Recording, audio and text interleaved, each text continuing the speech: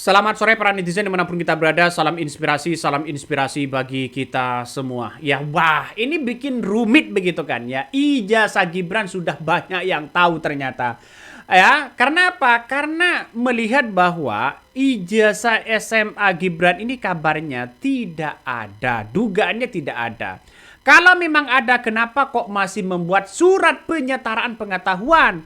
Dan itu pun surat penyetaraan pengetahuan itu kabarnya begitu kan? Ya kabarnya uh, uh, apa namanya penyetaraannya kok akuntansi begitu kan? Ya penyataan kejuruan begitu.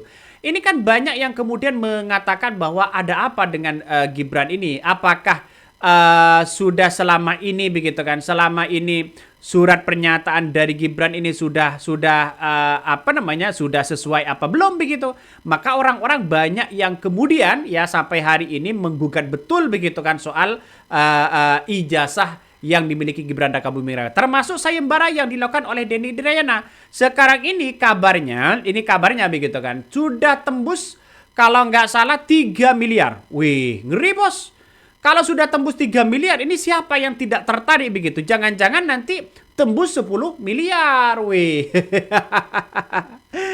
Ya, saya tadi berbincang-bincang begitu kan, ya di kanal apa namanya pagi begitu kan, berbincang-bincang di situ banyak muncul spekulasi-spekulasi begitu. Dan saya memberikan sebuah data begitu dari Denny Indrayana bahwa sekarang total sayembaranya itu kabarnya sudah mencapai kalau nggak salah mencapai 3 miliar rupiah. Wih, siapa yang tidak tertarik dengan uang yang 3 miliar itu begitu? Semuanya pasti tertarik kan? Semuanya pasti tertarik dengan uang itu begitu. Ya, makanya apakah mungkin ijazah yang akan dilakukan oleh Gibran Rakabuming Raka ini benar begitu bahwa ijazah SMA-nya ada atau tidak begitu ini. Update sayembara ijazah ya sederajat Gibran Rakabuming Raka. Totalnya mencapai 3.330. Bayangkan ya sudah mau mencapai 5 miliar begitu. Saya yakin bahwa akan sampai apa namanya 7 miliar begitu, 10 miliar dan sebagainya. Dan ini yang membingungkan sekali begitu kan. Ini surat pernyataan, surat keterangan ya, soketnya di situ begitu. Ini Direktorat Jenderal Pendidikan Dasar dan Menengah. Ini telah menyelesaikan pendidikan grade 12. Grade 12 itu kan bisa diartikan bahwa sudah tamat kelas 3 SMA begitu kan. Di UTS Institute Sydney, Australia tahun 2006. Yang bersangkutan dinilai memiliki pengetahuan setara tamat sekolah menengah kejuruan ya SMK. Ya peminatnya akuntansi dan keuangan di Indonesia. Nah, ini kan agak membingungkan begitu. Masa ya SMK yang di sana, UTS Institute di sana, yang kabarnya itu adalah hanya kursus selama 6 bulan, kok bisa-bisanya penyataan pengetahuannya disamakan dengan peminat akuntansi dan keuangan di Indonesia. Kan agak lucu begitu. Dan inilah yang ditanyakan, Gibran ada nggak ijazahnya? Kok masih ada penyataan pengetahuan? Nah, ini banyak muncul spekulasi. Coba kita tonton seperti ini kanalnya. Tapi yang menarik sebetulnya ini teman-teman juga bisa cek di portalnya KPU. Saya pikir tempo hari kayak screenshot lain mau dirubah kan Aiman, karena ada ketidaksesuaian dokumen yang disampaikan oleh para pihak yang mengajukan dengan dokumen surat keterangan. Ya, ini mungkin bisa jadi materi yang diuji juga. Kalau di surat keterangan kan menyelesaikan di tahun 2006, tapi di KPU selesainya 2007. Nah ini saya bingung nih, yang benar yang mana kan Pak Liman kan? Kok berbeda 1 tahun gitu kan? Maksudnya di suketnya itu tahunnya 2006. Yes. Cuma sajian berita, sajian informasi yang disampaikan oleh KPU 2007 gitu maksudnya. Betul, hanya itu aja kemudian yang mengganggu saya bahwa ini apakah memang benar seperti atau tidak gitu Pak Liman izin. Kayaknya teman, kalau urusan masalah kesalahan penulisan itu banyak cara untuk membela. Tapi yang lebih pas itu harus merujuk kepada apa namanya bukti analognya atau bukti yang kamu bukti surat keterangannya itu yang lebih benar kan teman. Nah iya, begitu. Ya kejanggalan-kejanggalan itu akan semakin terus muncul. Nah coba Ini kan dia bilang 2006 nih Pak Liman ya kan. Nah, ini kan yang dipersoalkan teman-teman kan. Kenapa 2004 dia mengajukan lagi keterangan? Itu makhluk surat keterangannya teman-teman. Iya, itu surat keterangannya tuh. Itu kan. Tolong bantu saya dibacain itu bunyi narasi dari surat keterangan itu gimana? Ya, bahwa disampaikan Dirjen Pendidikan Dasar Menengah Kementerian Pendidikan Kebudayaan dan ini menerangkan bahwa bla bla bla bla bla bla telah menyelesaikan pendidikan grade 12 di UTS Research in Sydney, Australia tahun 2006. Yang bersangkutan dinilai memiliki pengetahuan secara tamat sekolah menengah kejuruan. Nah, ini kemudian yang bikin bingung teman-teman yang ada di SMK, karena SMK 2019 sampai 2026 itu ada di bawah Dirjen Vokasi Pak Liman. Ya, salah tempat. Artinya bukan dirjen yang mempunyai otoritas untuk mengeluarkan itu. Ini dari KPU nih Pak Liman. KPU berarti kan data dari yang bersangkutan kan. Ya. Linear nih ada nih Pak Liman yang saya tandain. UTS Insert SMA kan. Makanya tadi saya bilang datanya 2. Sepertinya Bang Armando salah baca data. Memang ada 2, ada di ORCID sama ada di UTS. Ya, karena memang mungkin punya akses lebih sehingga bisa menyelesaikan 2 pendidikan SMA mungkin dalam satu waktu itu. Cuman ternyata di sini beliau itu SMA-nya dimulai 2022 sampai 2004. Ya, 2024. Dulu di situ. Betul, ini di ORCID. Tapi sayangnya yang ORCID ini tidak dipergunakan sebagai surat keterangan dan Pak Liman sehingga tidak disertakan. Ya. Yang sudah disertakan yang UTS Insert Sydney yang bawah kita lihat tahunnya 2004 sampai 2007 Pak Liman sayangnya. Ada kejanggalan lagi di sini. Surat kerja tadi bilang 2006 selesainya. Iya. Begitu. Tumpang tinggi. Memang wajar. Kalau ini didiamkan kan memang bagi yang mengerti, bagi yang mengetahui informasi itu kan janggal juga. Mudah-mudahan sih ini ya, jadi momentum baik. Nah, kita juga tidak seuzon ya Pak Liman. Maksudnya masih berlandaskan prinsip prejudice by law lah. Maksudnya kita masih beranggapan kalau memang belum ada hukumannya kita anggap masih belum bersalah lah. Ini kan kesempatan beliau juga untuk mengklirkan sebetulnya ijazahnya cerita bagaimana itu kan.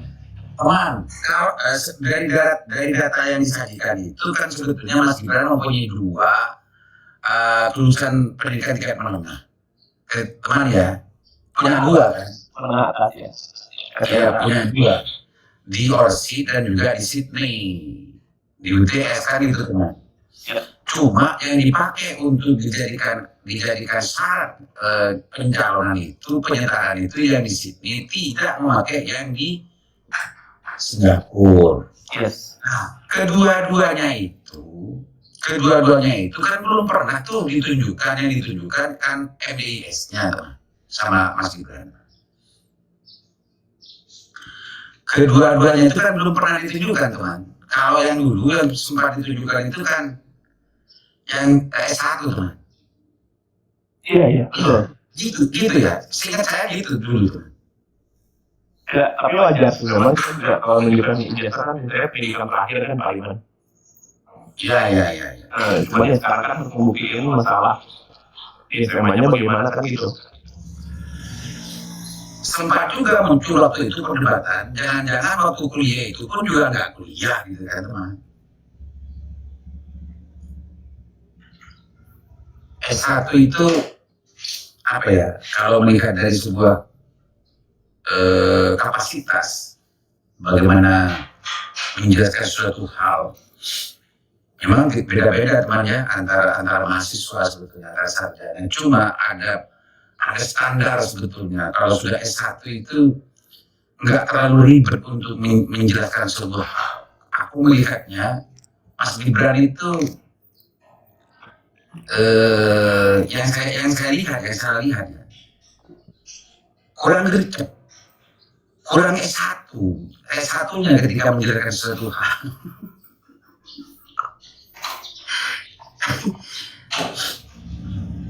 Terus yang kedua, sayembarnya Prof Denny ini sebetulnya Orang boleh apa saja sebetulnya, Tuhan. Boleh orsi, boleh sepenting kan ijazah tingkat menengah.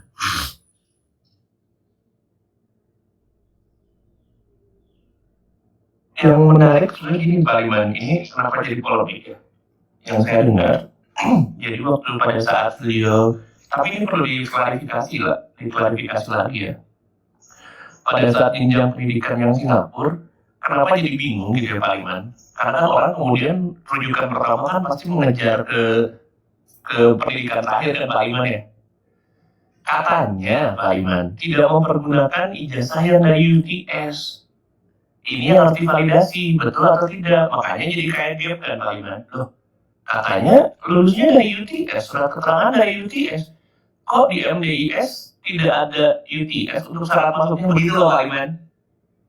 Karena dia pakai shortcut. Ada katanya, makanya saya juga masih bingung nih. Ini benar atau enggak? Makanya orang jadi berpikiran, oh jangan-jangan SMA-nya memang tidak ada. Awal mulanya dari situ Pak Iman. Iya. Karena pintu masuk ke pendidikan itu dari situ. Awalnya sebetulnya ya landai-landai saja, nggak ada yang persoalan masalah ini.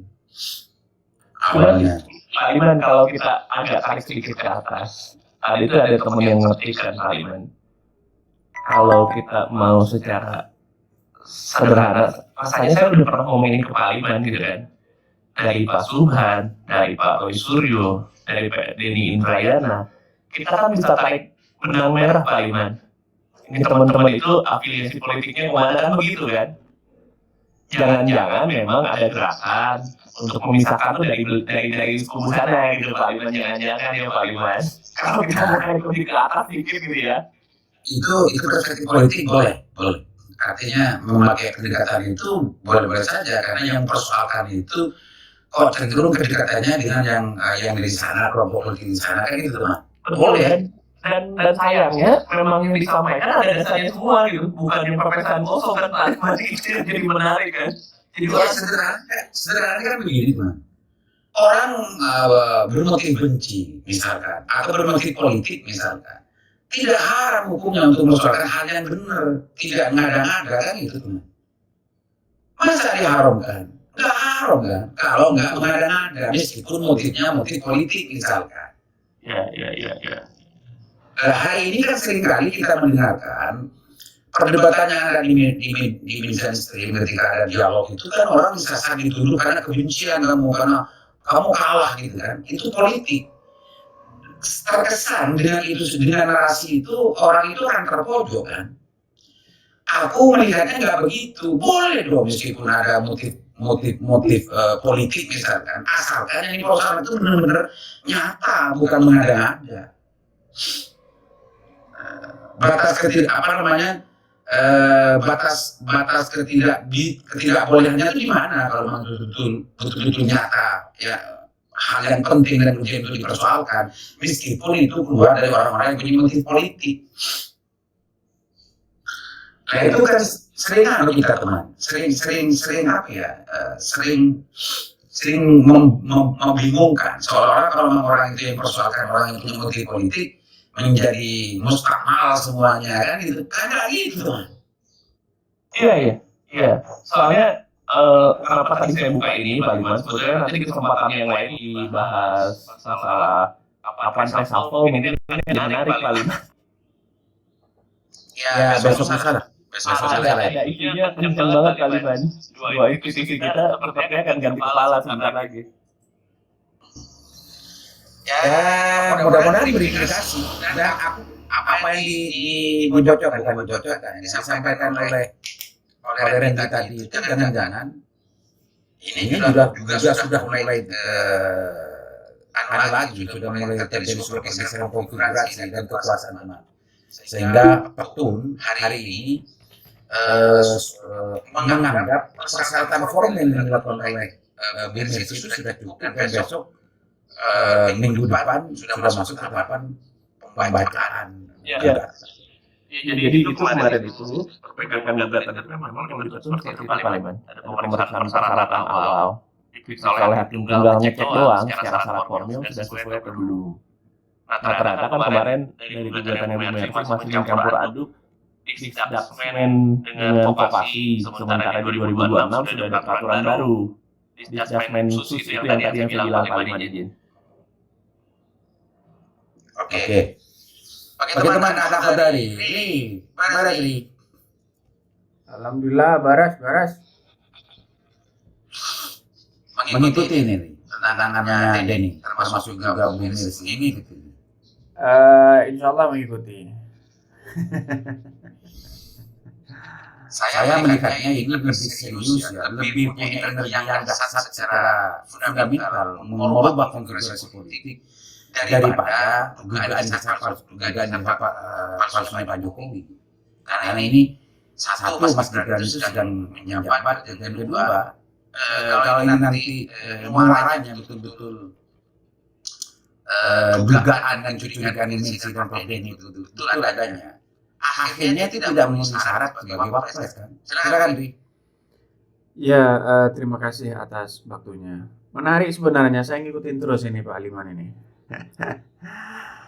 Kalau saya pribadi sih cukup sederhana ya, bahwa ya kalau Roy Suryo mengatakan 99,9% ijazah Pak Jokowi diduga palsu, saya malah kalau ijazah Gibran ini malah dugaan saya 100% gitu.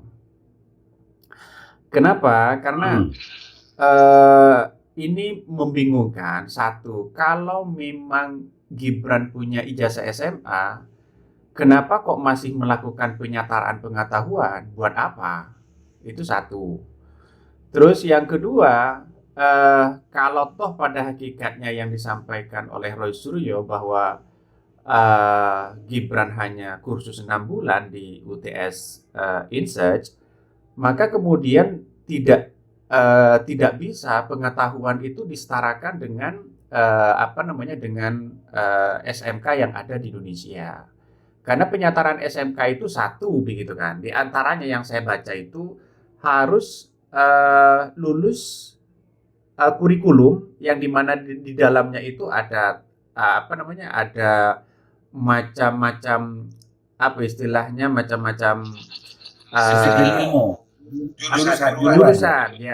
jurusannya, terus kemudian harus terjun ke lapangan begitu kan. Maka kalau pengetahuannya disetarakan, nah Gibran itu bisanya apa misalnya begitu kan ya. Ini kan harus disesuaikan dengan penyataan kurikulum yang ada di Indonesia saat ini. Nah, saya pribadi justru 100% menduga juga begitu kan bahwa ya tidak punya ijazah SMA-nya, tidak punya ijazah SMA-nya begitu. Karena persyaratan-persyaratan di mencalon wakil presiden ya justru bukan ijazah SMA-nya kayaknya yang didaftarkan, yang diajukan begitu sebagai syarat dokumen untuk wakil presiden harus lulus SMA. Nah, saya membaca juga begitu kan ya, kalau kemarin itu kan yang ditunjukkan Gibran itu ternyata ijazah S1 kalau nggak salah, dan surat keterangan dari dari penyataran itu kalau nggak salah begitu, kalau nggak salah. Makanya kalau lulus di UTS InSearch sebenarnya bukan ijazah tapi kayak semacam kayak semacam sertifikat, dan di situ ada nilainya.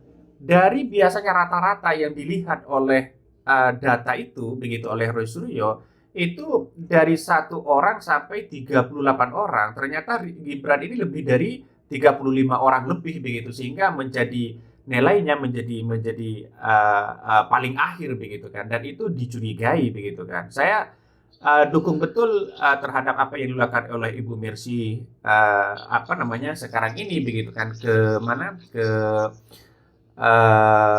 Kemendikbudrismen ya, itu penting sekali untuk menulis siapa yang mengeluarkan itu. Nah, setelah saya baca juga, ternyata pengeluaran surat penyataan itu nampaknya saya menduga juga bahwa hanya kebutuhan 1 orang, bukan halayak umum begitu kan, bukan semua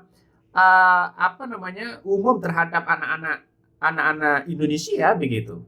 Karena sesuai dengan tanggal yang kemudian disampaikan itu kan kalau nggak salah begitu pada tanggal 2019.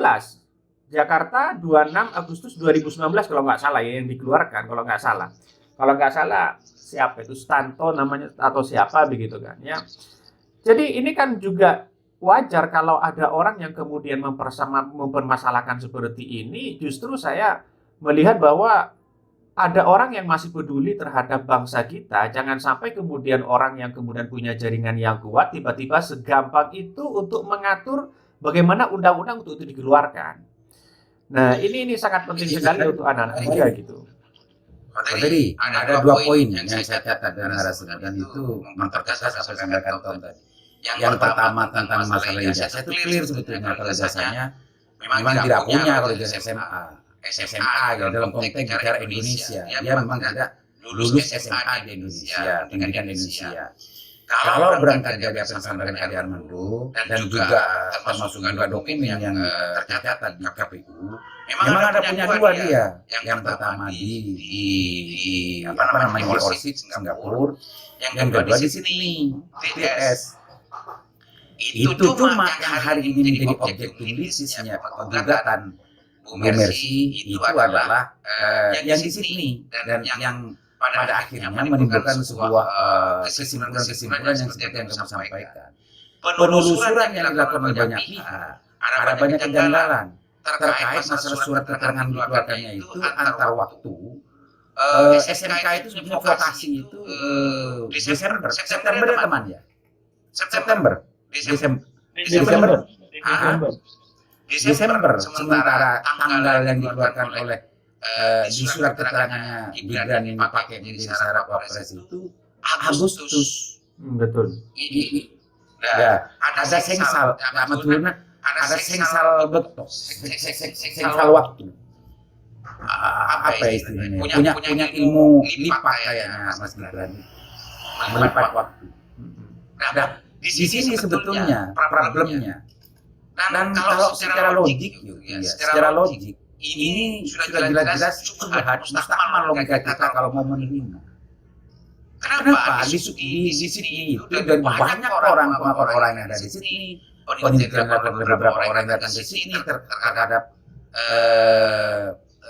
lembaga pendidikan yang pernah dilalui oleh Gibran di situ, itu kursus yang katanya bunyi kemarin itu apa itu ada 2 di UTS itu yang dipakai oleh Gibran ini apa namanya istilahnya fondasi itu apa namanya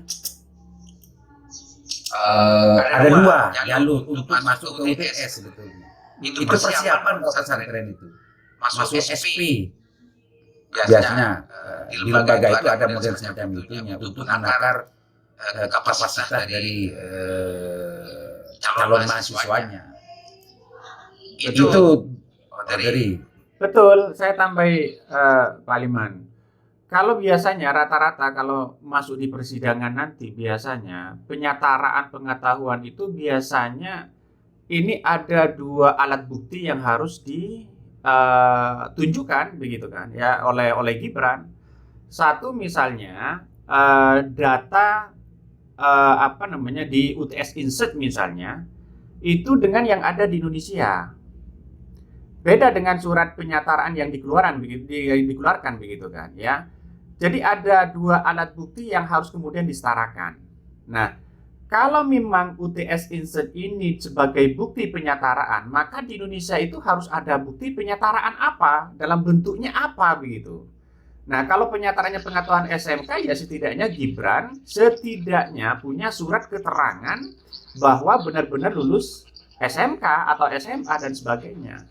Biasanya 2 alat bukti ini yang kemudian untuk memperkuat dan memperjelas. Tidak mungkin UTS Insert sebagai bukti lalu kemudian mau disetarakan dengan apa misalnya. Ini harus ada pembuktian. Nah, pembuktian itu harus ada 2 bukti baik dari Indonesia, dokumen-dokumen yang ada di Indonesia dengan dokumen-dokumen yang ada di UTS Insert. Lalu kemudian kalau memerlukan semacam itu ngapain pakai penataran kalau sudah mempunyai di Indonesia? Iya, misalnya sudah punya keterangan semacam keterangan di sekolahan misalnya baru bisa disetarakan gitu kan. Tapi kalau tidak punya keterangan-keterangan seperti itu, tidak mungkin penyataraan itu atau surat penyataan itu dikeluarkan kalau masuk nanti ke persidangan. Pasti diminta bukti bahwa apakah Gibran, setidaknya misalnya Gibran pernah di jenjang SMA misalnya, tapi tidak lulus misalnya. Atau setidaknya gampang untuk pembuktian itu. Misalnya teman-teman Gibran yang satu angkatan, yang satu kelas, itu kan dimintai untuk apakah dokumen-dokumen itu disesuaikan dengan satu pengetahuan itu tadi, begitu kan? Itu gampang untuk membuktikan itu.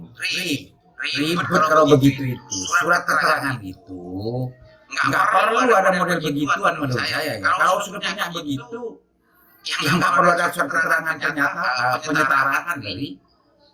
Kalau begitu nih, ini yang punya otoritas untuk mengklaim bahwa latar belakang pendidikannya Mas Gibran punya kemampuan tingkat menengah, itu adalah memang Kementerian Pendidikan, dan dalam konteks ini adalah vokasi ya teman ya, vokasi, jenjang vokasi, dan itu justru salah juga. Nah ini yang sedang dituntut, ditelusuri, di-tracking oleh beberapa pihak. Karena abuse of power yang punya otoritas ini mengeluarkan itu, makhluknya, analognya surat yang dibacakan teman tadi itu bahwa Mas Gibran bla bla bla bla bla bla bla bla itu mempunyai kemampuan setara dengan sekolah SMK di Indonesia gitu. Itu toh. Nah, teman tadi sempat melihat secara kritis. Kalau SMK bukan SMA, kalau SMK itu vokasi. Vokasi itu berdirinya 2019 tahun bulan Desember. Sementara surat keterangan ini keluar Agustus 2019. Nah ini menjadi saya salah. Ya, yang juga menarik di situ kan, yang saya baca itu kan tamatan sekolah setara dengan tamat sekolah menengah kejuruan atau SMK begitu kan ya. Peminatnya atau bidang peminatannya itu akuntansi dan keuangan kalau nggak salah itu begitu. Nah itu penting untuk ditelusuri begitu kan. Teman, tampilkan lagi dong tadi surat keterangannya itu. Betul, yang sampaikan dari itu tujuannya sudah ada peminatan. Iya, dilahirkan peminatan kan. Ada teman. Ada. Tertera di situ. Tertera semua. Akuntansi. Iya, pendidikan akuntansi dan keuangan di Indonesia.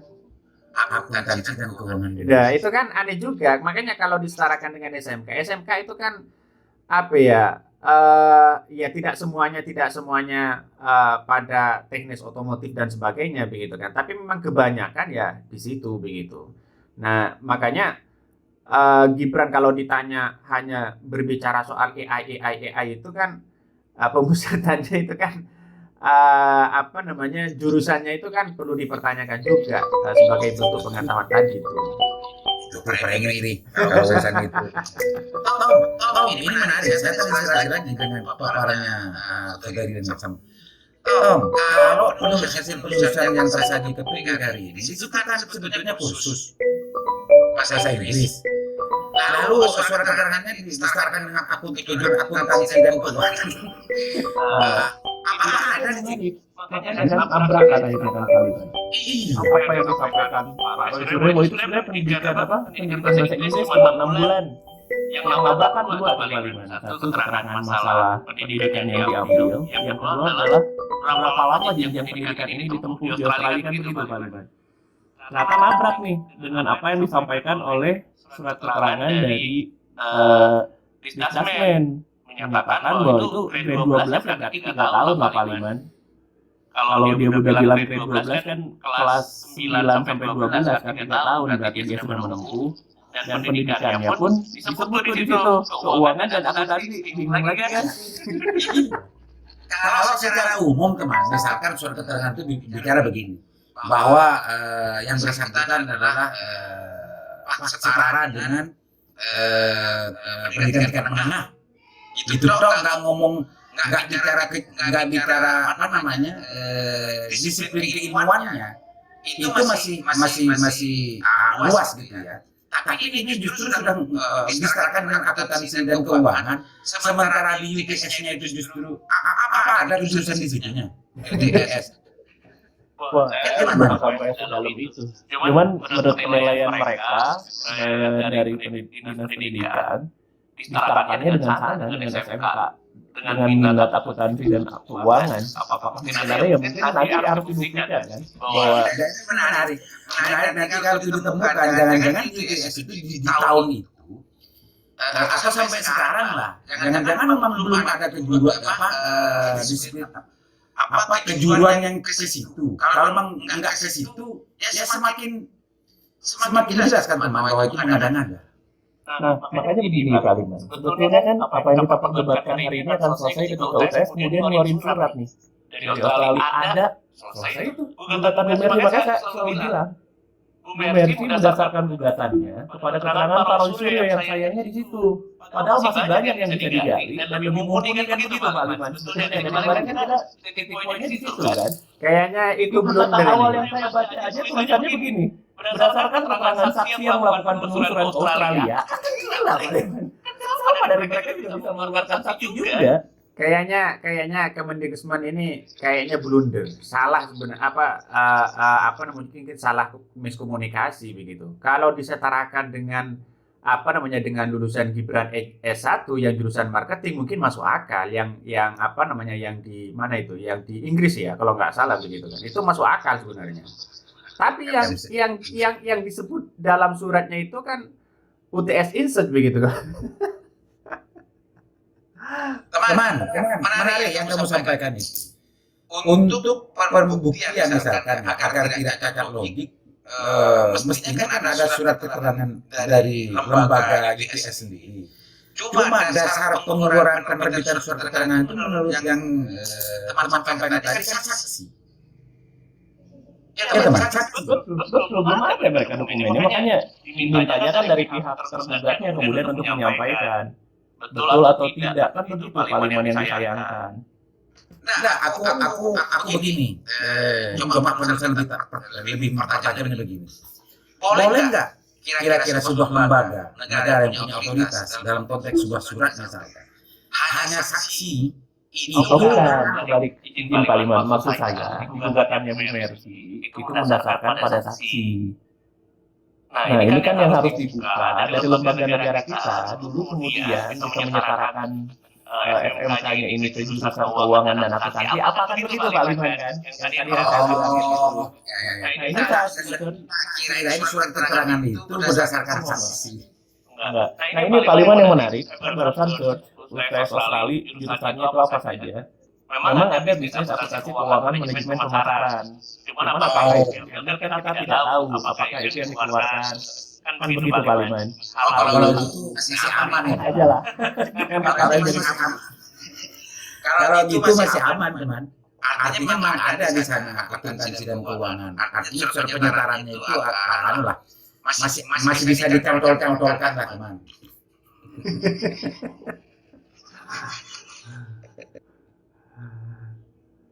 Seandainya nggak ada jurusan itu, makinan. Ya bisa.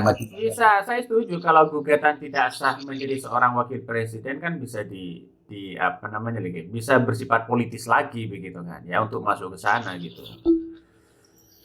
Ya nggak harap nih. Mau secara politik motifnya, mau benci, mau apa, sing pentingnya dipersoalkan sesuatu yang tidak mengada-ngada, ya nggak haram lah. Kita tuh seringkali justru menjadi ganggu gitu ya. Seringkali menjadi tersudutkan kalau orang mempersoalkan tentang motif politik, motif apa gitu ya.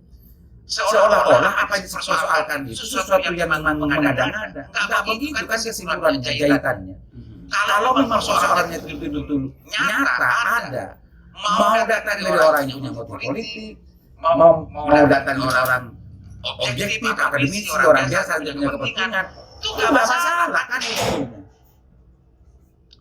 Sekarang kan ramai tuh men-ranking tentang latar belakangnya Denny yang dari apa namanya dan Suryo yang mempunyai irisan historis politik dengan Pak SBY.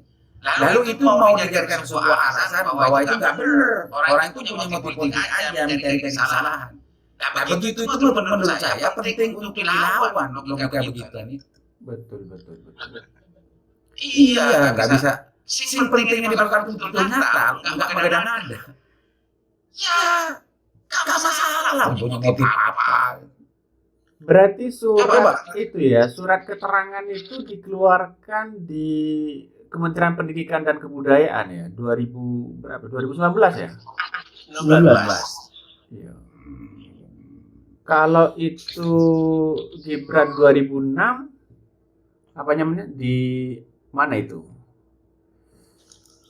2002-2004 itu di Orchid. Ya teman. Di Orchid. 2006 di Australia kan? Iya, masalahnya di KPU Bang. Tahun akhirnya 2007 itu aja. Tadi saya sama Ali masalah ini. Ya membingungkan juga ini ya. Tapi saya dapat dengar informasi dari Bu Mercy kemarin itu, kalau nggak salah podcast sama siapa itu, Den Indrayana kalau nggak salah ya. Itu dapat data-data itu sudah lengkap sebenarnya, tinggal penyetujuan di persidangan diterima apa enggak gitu. Ini kalau sudah diterima. Tahapannya minggu besok akan tahapannya sudah pembacaan gugatan. Minggu besok. Tadi bukan dari ini sebetulnya yang dipersoalkan Bu Mercy bukan Madani ya. Itu sebetulnya pihak yang punya otoritas, pihak penerbit dalam konteks ini sah enggak? Ini kan sebetulnya kalau disederhanakan masa aktivis gitu ya. Ini abuse of power atau enggak gitu. Kan gitu. Sehingga terbit namanya surat keterangan yang dijadikan dokumen syarat pencalonan. Itu urusan lain, urusan nomor 2. Nomor satunya adalah proses penerbitan itu benar apa tidak, kan gitu. Betul. Sederhananya kan gitu. Ketika melihat dari puzzle-puzzle cerita yang lain itu banyak kegagalan, terkesan dominan dalam pikiran kita menjadi ini memang sengaja untuk dibuat gitu ya, agar Mas Gibran bisa menjalankan ini meskipun latar belakang pendidikannya belum memenuhi syarat, kan begitu. Itu kesimpulan sederhananya.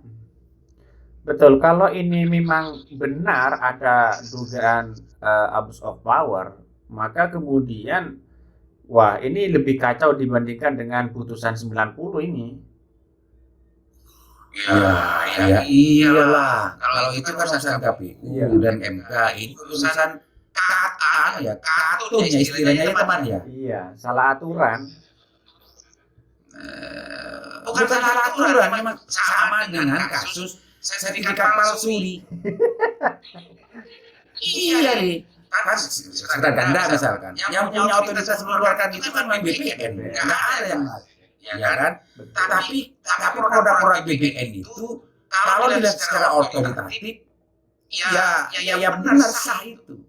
Cuma kalau dilihat dari penelusuran syarat-syarat hukumnya itu bisa keluar, kan menjadi persoalan berbeda.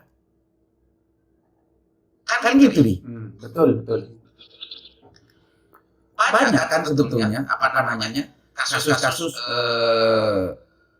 yang memang secara otoritatif dia punya kewenangan untuk mengeluarkan sebuah produk misalkan dalam kewenangannya. Tapi produk dari yang dikeluarkan yang punya kewenangan itu kan tidak sepenuhnya seluruhnya benar. Ada juga yang pakai pendekatan sewenang-wenang kan, namanya sewenang-wenang itu.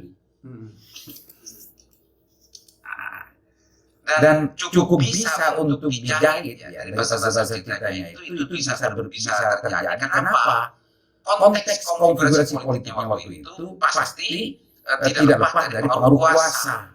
2019 itu lagi kuasa-kuasanya negara kan. Ya, lagi kuasanya Jokowi kan. Iyut. Kalau ngomong cariin cara gimana? Kan bisa gitu nih orang-orang sudah.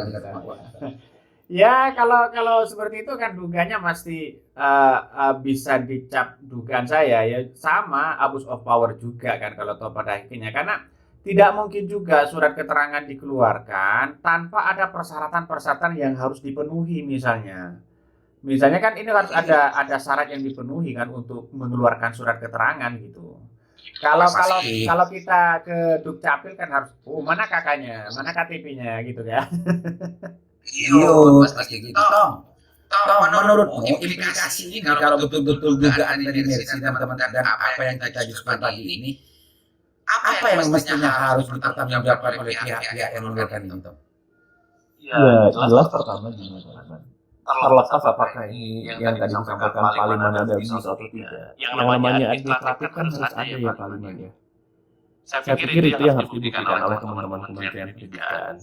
Bahwasannya ketika mengeluarkan surat keterangan kan mereka berarti ada dasar base data yang mereka pergunakan.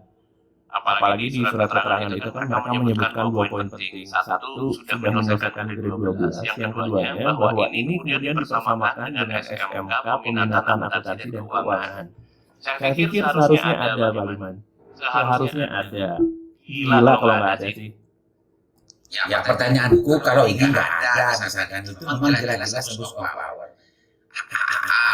Tanggung jawab apa sih mestinya yang harus dilakukan oleh pihak-pihak terkait? Wah, repot sih ya Paliman ya. Kalau sampai tidak ada, makin banyak ekses negatif kalau kata saya Paliman. Baik ke Mas Gibran maupun ke Dinas Pendidikan. Makanya saya pikir ini krusial ini. Untuk sampai dia ada dokumennya gitu kan. Kenapa bisa menyampaikan surat keterangan itu aja minimal gitu ya Paliman ya. Iya, menggunakan otoritasnya, seorang pejabat menggunakan otoritasnya, mengeluarkan sebuah produk yang justru itu tidak benar. Tanggung jawab dari pejabat itu apa? Nah, apakah itu sangat berpengaruh terhadap penggunaan produk itu yang harus dipertanggungjawabkan atau hanya sekedar urusan pengeluarannya itu tok yang harus dipertanggungjawabkan. Kalau kita berpikir netral Paliman ya, kalau memang ada yang namanya pemalsuan ijazah tapi jatuhnya adalah ada tindak pidana di situ Paliman terkait dengan pemalsuan ijazah dan STP panjang kemana-mana. Salah satunya mencari apa bisa jadi dasar untuk kemudian mempertanyakan legitimasi yang bersangkutan saat ini berkuasa. Tapi di sisi lain, kalau ini tidak terbukti juga ada ekses pidananya Paliman. Nah dan lain-lain kan Paliman, makanya saya selalu bilang kalau untuk kasus ini kita netral aja Paliman. Ada sistemnya berbeda teman. Pemalsuan dengan ini berbeda. Kalau ini dianggap palsu, kalau ini menurut saya lebih pas itu tidak sah teman. Tapi kalau palsu kan berbeda. Kalau palsu, dasarnya pemalsuan di KUHP kita itu adalah mempergunakan dokumen-dokumen sehingga menerbitkan akta otentik yang menerbitkan hak masuk Paliman. Masuk itu. Ini nggak memakai rezim undang-undang 30, undang-undang administrasi negara. Kalau saya pikir ya terserah orangnya kemudian yang melaporkan ya. Cuma dua-dua masuk kalau kata saya Paliman. Baik pidana maupun ini. Ya cuma di sisi lain kita juga harus berimbang kan Paliman.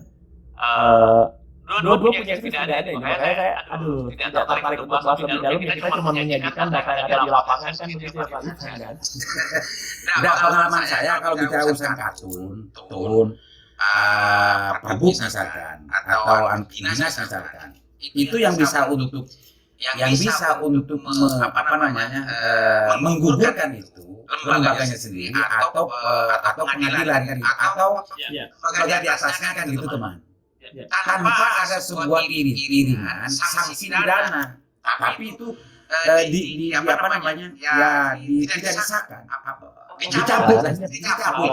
Jadi gini, petun ini kan awalan. Kita banyak mendengar masalah terkait dengan pemalsuan sertifikat hak milik misalnya karena PT UN kan bicara besiking Paliman kan harus final individual dan ada peraturannya gitu kan. Nah, di situ kan dijelaskan bahwa kalau misalnya ini sudah dibatalkan, terbukti di pengadilan bahwa kemudian ini dianggap dengan catatan bahwa tidak sesuai dengan peraturan yang berlaku di Indonesia, itu biasanya dibawa ke ranah pidana, Pak Liman, sebagai dasar pengajuan dia bikin laporan. Oh, ya, ya, ya, ya, ya, ya, ya, ya. Ya, lebur, ini. Lebur. Ya benar, bisa saja masuk ke penyalahgunaan wewenang pidananya kan. Bisa masuk ke situ, bisa saja masuk ke pemalsuan.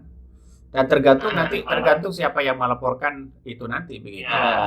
Ya mudah-mudahan sih tidak ada penumpang gelap ya Pak Liman. Jadi pembuktian kok hanya masalah ijazah. Kalau ini sampai ada penumpang gelap nih, kanan kiri politiknya lebih digaungkan, saya takutnya malah nanti efek pidana yang malah makin dulu di sini yang capek kayak harus serius sekarang kan kita dengarnya juga pra peradilan sampai 5 kali baru kali ini saya dengar Pak Liman.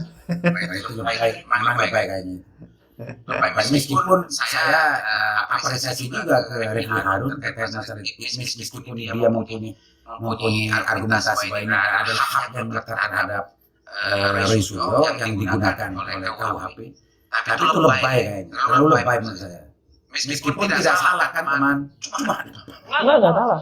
Cuma saya baru kali ini kayak bilang kan, saya lihat ada orang mengajukan PPWM sampai 5 kali.